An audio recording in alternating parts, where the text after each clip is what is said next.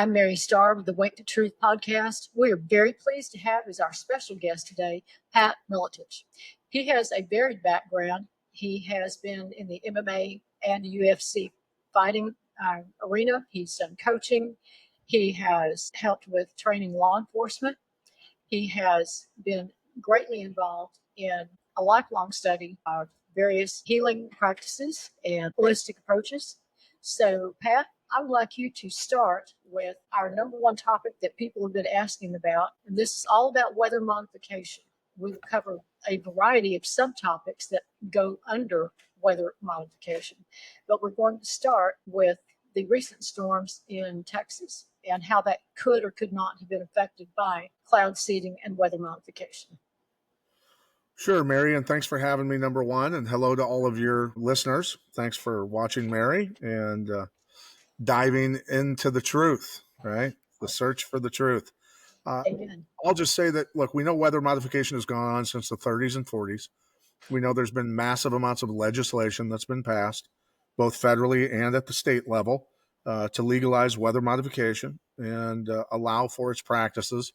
I am currently located on a farm in North Dakota, roughly 50 miles from the Fargo airport, where one of the biggest weather modification companies actually exists, called Weather Modification Inc. And on a regular basis, there's a lot of spraying going on. We'll just say that.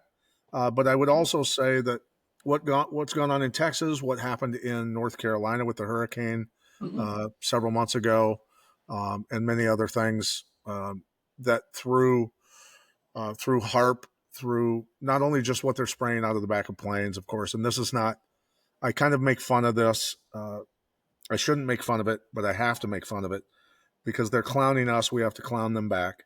Is that when they show you pictures of Cirrus and Cessna planes with what look like Roman candles mounted to the wings of planes, that's not what's doing this, right? This is a major DARPA program that, you know, these are massive aircraft that are being flown and that these components, these metals and these chemicals are being sprayed out of. So this is no joke. This is very serious. And it's for my children's future and anybody else's children's future that's watching this. But I can't say specifically the Texas incident was weather modification. We can certainly say that, yes, they are altering the weather 100%. They're causing problems. They're causing desertification of the soil. 1 billion acres of our soil has been mass murdered. That in itself is going to create weather of its own. People have to understand that, and people have to understand that spraying billions of pounds of nanometals into the atmosphere, whether it creates storms or not, is horrible for the soil. It's horrible for plants. It's horrible for the insects, and it's horrible for our respiratory and nervous systems. So that's really what this comes down to: is how is it negatively affecting the earth and all of its inhabitants? And I can assure you that it's not beneficial. Well, I'm going to just point out something that I found interesting in your background. And that's the fact that you had a childhood respiratory illness and you healed yourself of that.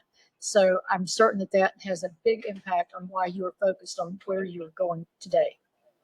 Yeah, it's why I'm passionate about the things that I do. And, you know, being sick my entire childhood and not being able to breathe and suffering from bronchitis constantly, the spring and the fall, when weather changed, I was ill all the time. I was sick during the summers, whether it was the black mold that was in my respiratory system in my body, ag chemicals growing up in Iowa, you know, of course, we're being pounded with ag chemicals. And so I was miserable my whole childhood. It caused a lot of problems, a lot of fear, not being as good as I could have been athletically, because I wanted to be great at athletics, but I couldn't breathe. And, you know, being able to finally break free and do research at about the age of 19 into 20 years old, a lot of research, and then use natural substances to actually heal my respiratory system. That all the work ethic that I used to use as an athlete to try and keep up with everybody else now put me way ahead of everybody else, because now I went from breathing through a straw that was clogged with mucus to a crystal clear PVC tube. Now all of a sudden I had no limits athletically. I could run as fast as I wanted, as long as I wanted, and do incredible things that I never dreamt of, like win a world title, of course. And so, having experienced that as a young guy and my entire childhood, realizing that there are solutions. When I see sick children and sick Americans all around me every time I go anywhere, it's unacceptable. I mean, and it all has solutions. And all those people out there who are suffering from health issues, I urge you to really dig into the research on the contaminants in the environment that are in your body that are causing all of your health issues. This is all coming from the environment. You are not malfunctioning. It is always the environment that creates, as Steve Moore, my good friend and a genius when it comes to soil to human health, is his saying is that the environment always dictates genetic expression. And I add on to the back of that, which always shows up in immune function or the lack thereof. Always. That makes very good sense. The human is not malfunctioning. It is caused by the environment. And we just have to get the environment out of us that's causing the problems and put the good stuff in. That makes sense as well. So before we started our recording, we talked about ag chemicals, pharmaceuticals. I would like you to please break down what you see in those areas and how they affect the soil and subsequently, as you pointed out, the plants, the insects, and we humans. Sure. So synthetic chemicals, which are produced from petroleum and uh, basically coal tar, um, which are natural substances originally. Those are just decomposed plant matter. That's all they are. That through processes and synthesizing those substances into whether it's ag chemicals or pharmaceutical products and other synthetics. Look, we have to admit that the ability to synthesize and create substances has made our world. We wouldn't be able to do this podcast without synthetic chemicals, right? And the understanding of those things and circuit boards and all the other things that are created. So, in a lot of ways, it's created a massive amount of freedom, the spread of information and knowledge, and made life easier for humanity. the The drawback to that is that when you use those synthesized products to put into soil, the NPK fertilizers, for instance, you're growing plants and crops with, well, counterfeit substances.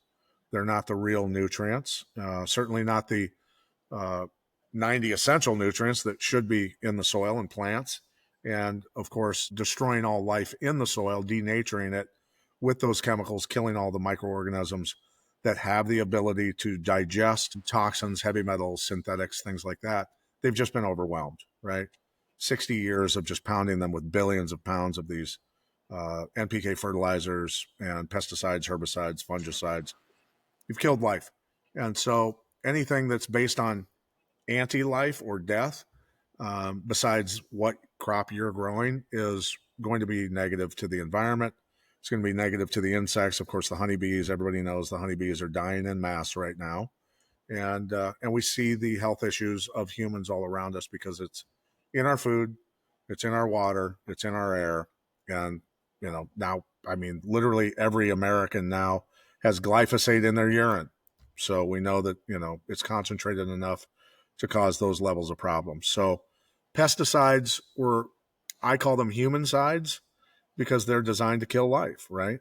And so I strongly urge people, those folks that are gardening or growing orchard trees or anything, to really dig into how to grow those things and give your plants an immune function on their own, so that bugs won't eat them, so that fungus and bacterial imbalances don't happen in your soil or to your plants, things like that.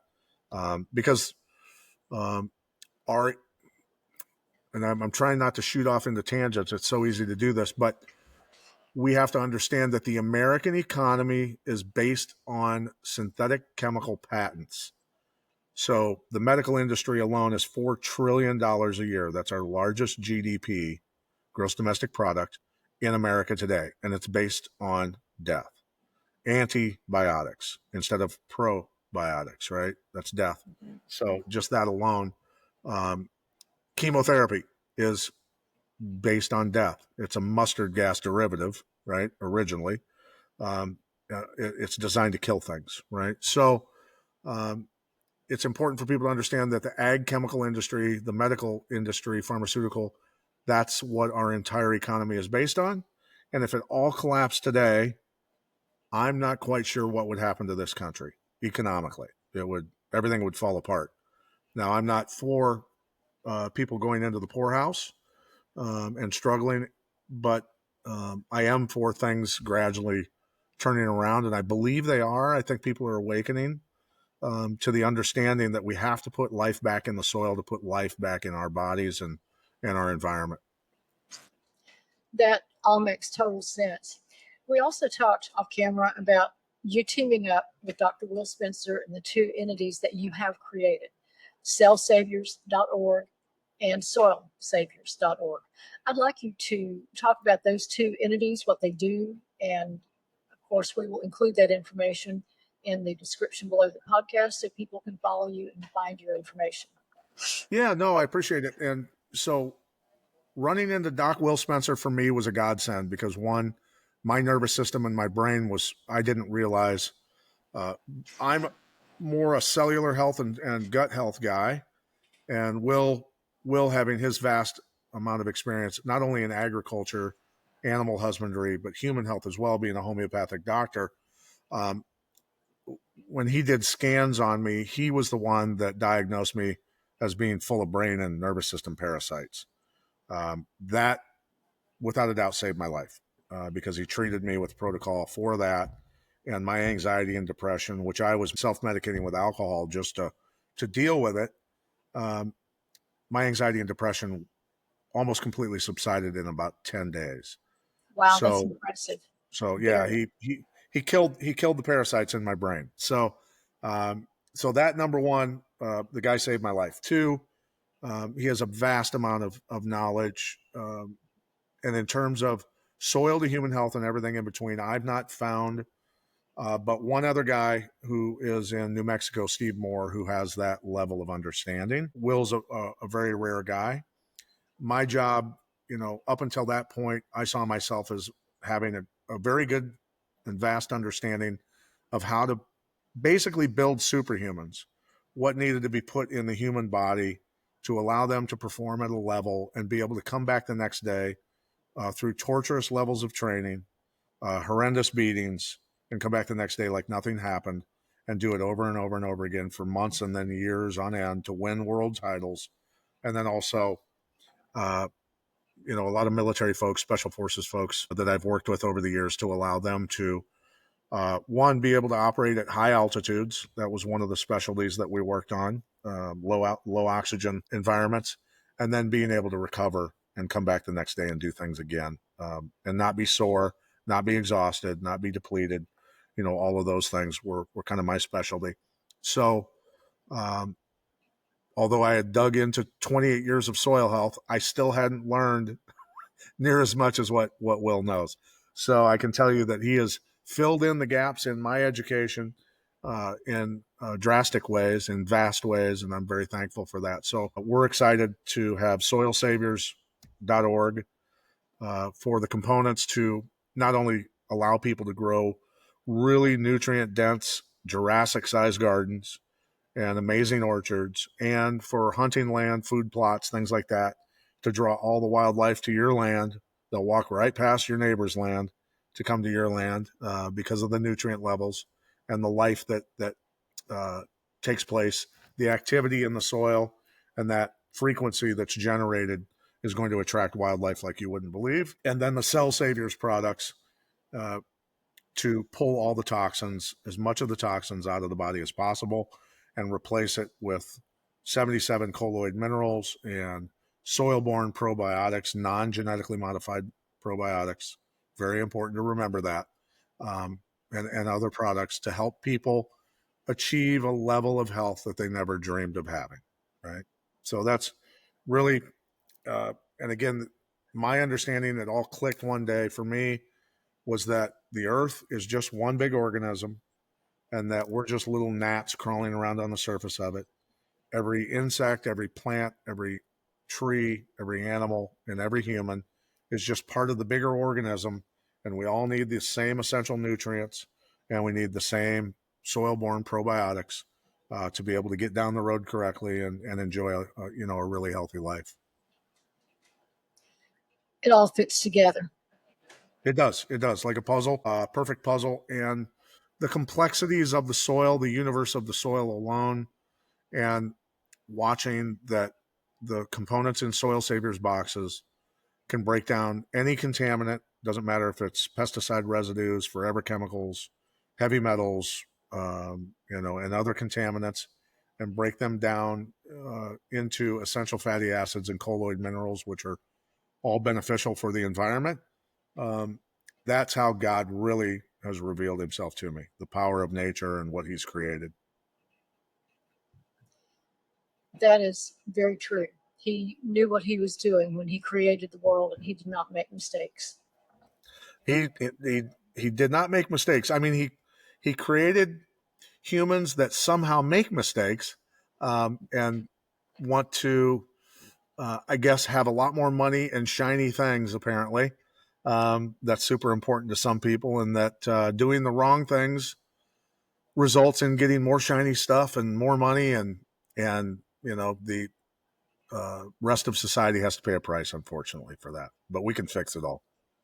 One of the things we also talked about off camera was the why behind all of these chemicals that are being spewed into our air and what's behind that. I'd like you to speak to that, if you would, please.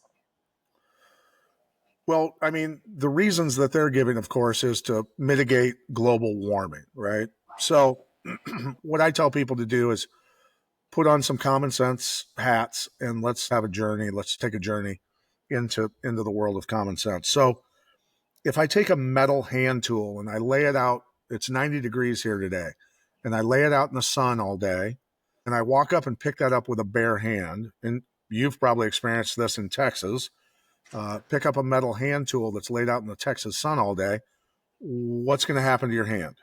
Well, it's hot. You're going to drop it, and it's going to burn your hand. Right. So when we know that the aluminum, barium, strontium, and other metals and other substances that have been going up in the soil, what happens when billions of pounds of nano aluminum, the particles are everywhere in our soil across the country, when the sun shines on that soil, it's going to heat up, right? Sure. It's only common sense that would tell you. So that, on top of the fact that they have poisoned the soil and gotten rid of the life, the microorganisms in the soil, they have denatured the soil. There's hardly any organic matter left in soil, so it can't even absorb any water. All the water runs off for the most part when it does rain. So you're creating a weather system. Let's just talk dead soil again. The soil's dead, can't soak up water. For every just 1% of organic matter in an acre of soil, it can hold 20,000 gallons of water.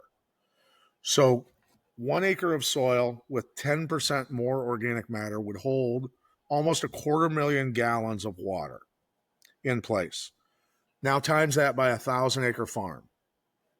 And you can imagine the amount of water that would be held in soil through organic matter, and then the proper evaporation rates, and then the proper weather that would be created from that, right? Well, when all the water is running off into creeks and streams and rivers and geographically out of the area, and there's no proper evaporation rates happening, you're literally creating deserts out of the North American continent, right? And then by modifying weather and saying you need to create rain through spraying these toxic heavy metals, nanometals, and other chemicals, well, you're further toxifying the soil and creating a desert. So what's your point? What's the purpose? You know what I mean? You're chasing your tail. So I would say this, given the facts that we do know, the people that are in control of these programs that are doing this are either A, complete idiots, okay? I'm going to put it very bluntly, or they're absolutely evil, okay? There's just no two ways about it. They're either clueless or they're evil. Either way, they shouldn't be in the positions they're in, right? Sure. And the DARPA program is run, I believe, by the Assistant Secretary of the Defense Department. or the Pentagon. I need to review that again. I looked that up quite a long time ago. But nonetheless, he's the person that would be in charge of a DARPA weather modification program. So I would call for his resignation, and I would call for the resignation of the general that oversees the weather modification program, and that those people be removed by Donald Trump immediately, and that program be canceled immediately. When we see different politicians who are attempting to pass laws to stop weather modification programs in their states, it doesn't have any bearing on the military operations that are going on, right? They're not able to stop that. Doesn't matter, you know, who was the Republican senator or congresswoman that was just recently saying she was going to enter legislation to ban weather modification. I can't remember who it was, but that's all smoke and mirrors. That's not going to do anything. Okay. No, you can't fight the federal government at the state level. Not Right. not effectively. And look, ultimately, here it is. I'm just one voice and one person who's doing research for many, many years, for ultimately 38 years of research into soil and human health. I'm only one voice, but other people need to speak out and echo what I'm saying and understand the severity of the situation, because our children are going to be on this planet after we're gone, and they're going to have to deal with this if we don't. Right. So Correct. if I'm a parent and somebody kicks my front door in and somebody has a gun and they're going to shoot my kids, what am I going to do as a father? The Protect most them. likely thing I'm going to do as a father is I'm going to attack the guy with the gun, right? I'm going to do my best to stop what's about to happen. Well, just because the weapons are silent and they don't shoot guns doesn't mean you're not going to end up dead, right? So when we talk about silent weapons for quiet wars, the chemicals, the biologicals, the atmospheric, and all the other things that are going on, the psychological, the financial. If you end up in the poorhouse and you're broke and you're homeless, you can end up sick real quick and you can end up dead real quick. So it doesn't matter how you end up dead.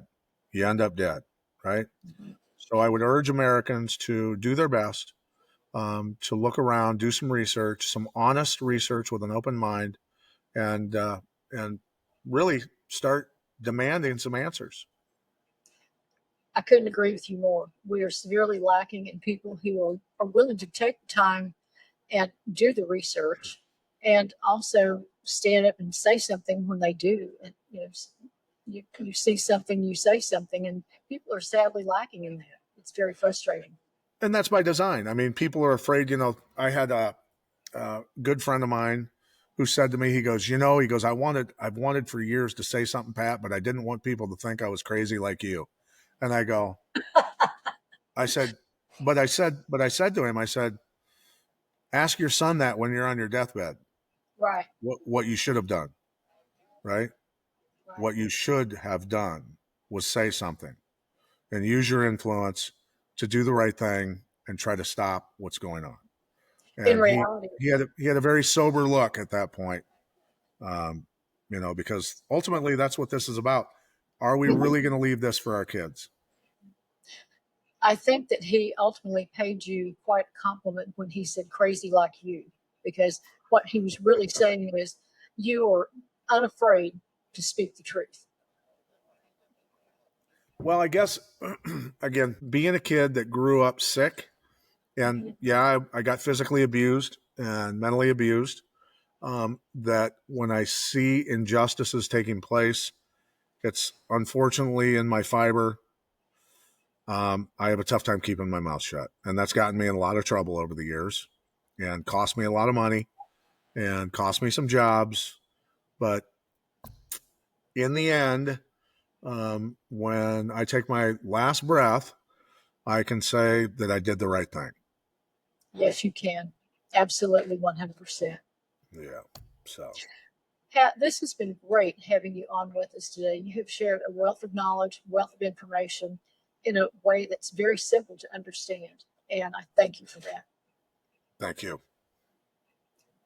Well, have a great rest of your day, and hopefully we'll be able to have you back on again not too far in the future.